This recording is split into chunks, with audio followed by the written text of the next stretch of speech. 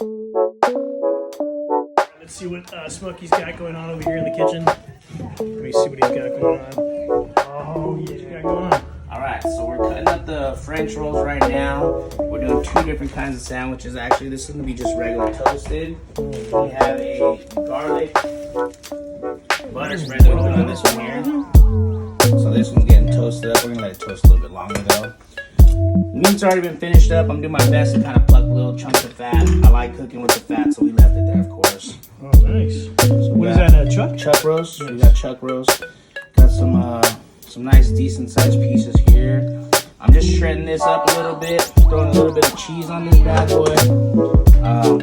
Making like a shredded pulled beef, right? Yeah, shredded beef, pulled beef. That's what we were actually thinking about earlier. It's more like a shredded beef. Got a nice little sear on this. I smoked it for about 45 minutes today, and then threw it in a pot right here. This oil here, cooked it in there for about an hour in its own juices. Couple of liquids that I put in there. So first you had it on the grill for a while? Had it smoked on the grill for about 45 minutes. 45 minutes? 45 minutes. And then we put in the oil for about an hour. Once I had it in the oil, I would take it out every time. I basically sear a steak. Just in its own juices? Yeah. Well, no, some water, some apple juice, some soda, some Coke. Help with the cut because I got a little bit of spice in here. Some secret there. Yeah, definitely. We threw some garlic in there. Kind of help get some flavor on the inside. You get a little greedy. Yeah, absolutely, dude. So we threw that in the oil for a bit, and what I would do is I'd take out one steak and I'd sear it in the skillet, let the other 2 cook down in the oil, and then once I take that one off the skillet, put it in there, pull another one out, so I keep searing back and forth. Got it to a good heat that I was happy with, and then once I got it there, I just brought it in the house and simmered it. See, there's the garlic right there. Yeah, it's just gonna add some extra flavor for you, man. So that's what we're doing with that, and then I put together my own little barbecue sauce that I made. Some special ingredients. It's more of a liquid. I prefer more of a liquid.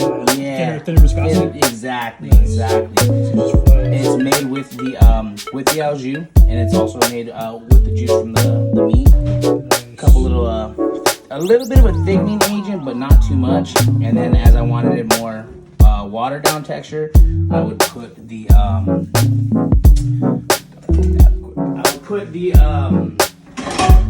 more juice in there to water it down. So I'm gonna throw this one down for a regular toast here.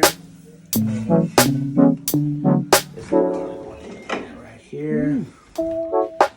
So you got some with regular bread and then some with garlic bread. Correct. I am making these a little bit thin, guys. Please don't be disappointed in the size. That's because there's like 50,000 people out there. Exactly. There's a bunch of people there. Everyone wants a little bit. My daughter's like, well, Dad, I haven't tried this recipe, so I'm still a tester, right? You know, she's trying to hustle me. She's definitely trying to hustle me. And then I'm going to make sure I send you home with some barbecue sauce.